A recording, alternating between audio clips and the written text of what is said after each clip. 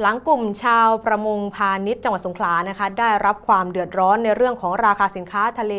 ราคาตกต่ำนะคะซึ่งทางสสสงขลาก็ได้จี้รัฐบาลเร่งแก้ไขปัญหาให้กับชาวประมงค่ะ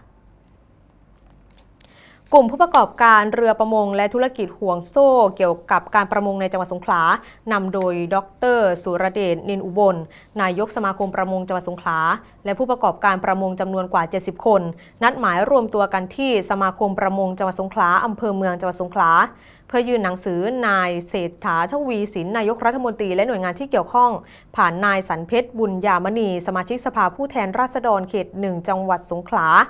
โดยเรียกร้องให้รัฐบาลนั้นเร่งให้ความช่วยเหลือผู้ประกอบการประมงที่ได้รับผลกระทบอย่างหนักจากมาตรการภาครัฐในช่วง 4-5 ปีที่ผ่านมาที่ได้ออกกฎระเบียบประกาศและมาตรการต่างๆมาบังคับใช้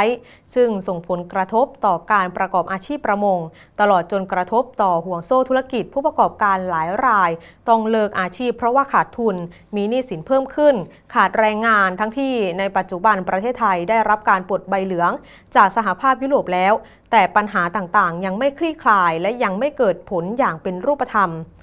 สำหรับข้อเรียกร้องของกลุ่มชาวประมงมีดังนี้ค่ะ 1. ให้รัฐบาลซื้อเรือประมงออกนอกระบบคืนโดยเร็ว 2. แก้ไขปัญหาราคาสินค้าประเภทสัตว์ทะเลมีราคาตกต่ำและ 3. เร่งรัดผลักดันการแก้ไขพระราชกำหนดประมงให้แล้วเสร็จเพื่อปลดล็อกข้อจำกัดต่างๆซึ่งด้านนายสันเพชรบุญญามณีได้กล่าวว่าจังหวัดสงขลานั้นถือเป็นอีกหนึ่งจังหวัดที่มีชาวประมงได้รับผลกระทบจากการเปลี่ยนข้อกฎหมายเป็นจำนวนมากซึ่งมีมูลค่าความเสียหายที่เกิดขึ้นหลายพันล้านบาทและยังมีปัญหาอื่นเกิดขึ้นตามมาอีกมากมายกับชาวประมงเช่นเรื่องปัญหาหนี้สินปัญหาแรงงานปัญหาอุปกรณ์ในเรือถูกลักขโมยเนื่องจากต้องมาจอดทิ้งไว้นายสันเพชรนะคะยังกล่าวว่าแต่อย่างไรก็ตามค่ะเมื่อรัฐบาลได้รับปากเอาไว้แล้วว่าจะช่วยชาวประมง